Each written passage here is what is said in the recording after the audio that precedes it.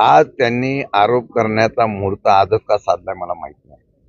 उद्या आदरणीय पवार साहेबांच्या उपस्थितीत महाविकास आघाडीचे उमेदवार म्हणून मी अर्ज दाखल करणार आहे आणि उमेदवारी अर्ज दाखल करताना जे 3-4 दिवसामध्ये वातावरण पाहिल्यानंतर या वातावरणामध्ये फार मोठ्या प्रमाणामध्ये सामान्य लोकांचा आणि सर्व जनतेचा सपोर्ट आणि पाठिंबा मिळतो।